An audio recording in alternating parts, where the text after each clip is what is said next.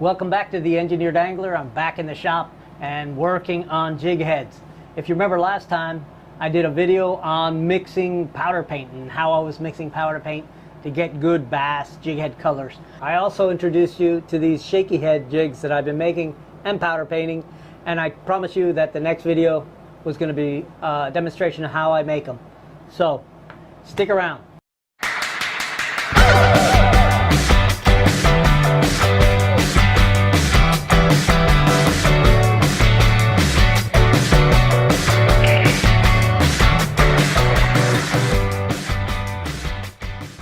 So this is a real simple process, very similar to the other jig heads I've been making and that I've demonstrated on some videos in the past. I'll put a link on here above me. The process is the same, is getting a jig hook or a hook that you want to use, and then putting a ball split shot on that hook and then dressing it however you want to. So what you'll need are some just basic hand tools. I've got a cutter, a wire bender, some very small conical tipped needle nose, and some other needle nose just to help me hold them. I've got some soft plastics here just to show you how these things are normally rigged on a standard jig. I've got a little football jig here with a regular J hook on it. Normally how I rig a shaky head is I like to go straight through the very head of it, about a quarter inch back, and then I'll push it over the barb, bring it back around, and embed the hook just so it's almost starting to catch your finger on the other side. If you haven't used a shaky head, it's a finesse rig for bass fishing generally, and you use it this time of year when it's July, it's hot as heck out, the water is still, the fish are going deep or into some cover, looking for oxygen and cooler water, and you want to work something that's moving slow. They don't want to chase anything. And so you fish this on the bottom, you let it go down, and you just shake the head, and that's why it's called a shaky head.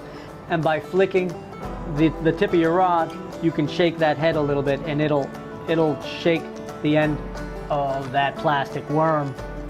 Okay, so the first step is to create that little coil. Let me show you what that looks like. It's just a tiny coil, probably about 5 little wraps on a little stem, and it's connected. So first of all, you got to create this thing, and this is what it looks like. That's what it looks like before it gets attached to the hook. To make it, you'll need some stainless steel leader wire. This is 108 pound 0.022 inch diameter, or 0.53 millimeter if you care about millimeters. Okay, so what I've done here is taken a piece of relatively hard wood. This is actually white. This is actually yellow pine. It's hard enough. It's not as hard as I would hope it'd be, but it is hard enough. And I've taken and I've drilled a pilot hole for 2 different sizes of wood screws. And this one's brass, and if you can find softer metals, it's better, because you'll need to drill a hole. So what I've done is I've cut the heads off. Actually, in this case, both of these cases, I've ground down the head so I have plenty of room to grab it on the top above the threads with the drill, and I've drilled little 16th inch holes in them. Now I'm only going to use one for right now.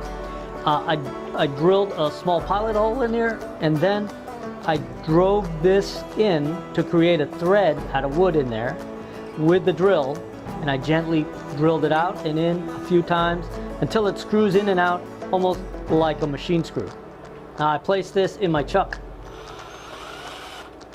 making sure that little hole is exposed, and you can see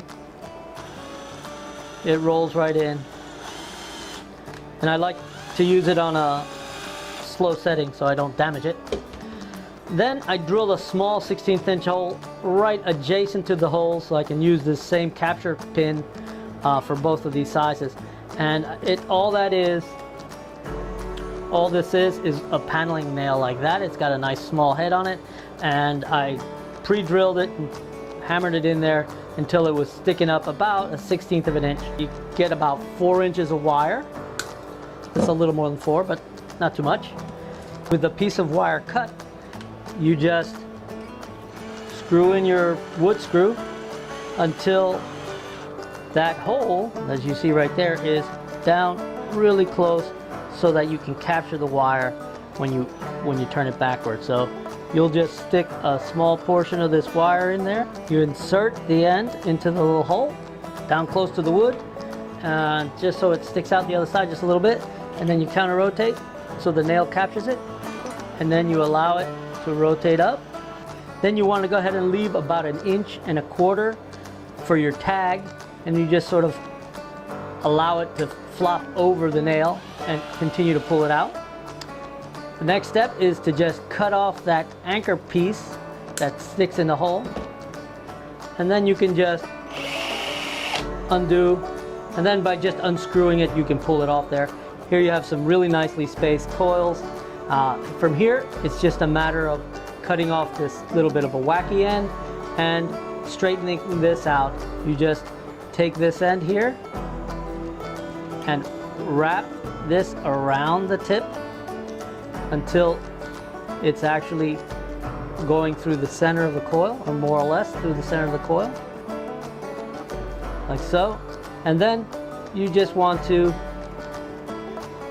bend it upwards perpendicular to the coils, and you create that tag. Now this is ready to make either one of those shaky heads or a screw-in worm weight or bullet weight.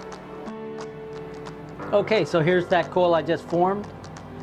So the next step is to attach it to this jig hook. Take your tag and place it across the shank of the hook and give yourself about 1/4 inch.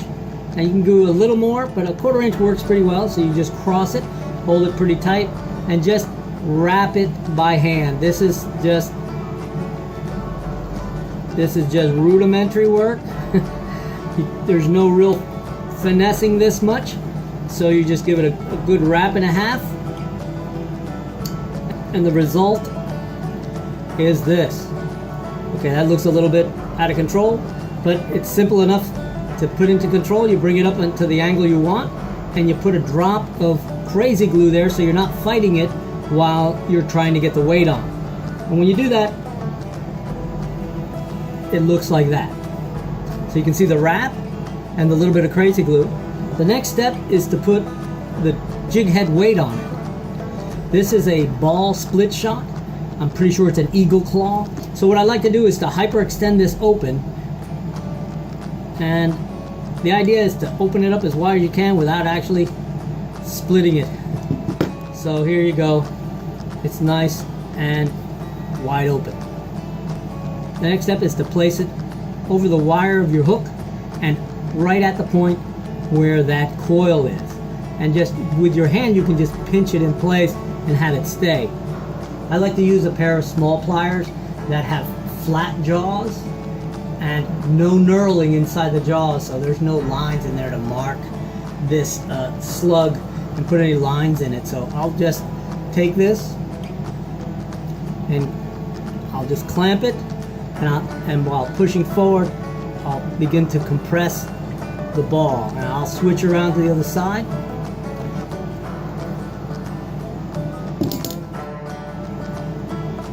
And that's about what you're going to get.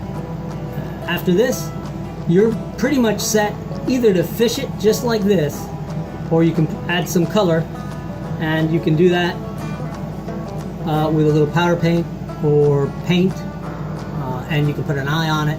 You can do a bunch of stuff. So I hope that at least this gives you some ideas for something new for you to do, and maybe get you a little more enthused to get out there in the hot summer months and do a little bit of finesse fishing for bass. Thank you for watching. Subscribe and comment. So I'll catch you on the next video, and if you have a suggestion for one, certainly make it. Thanks.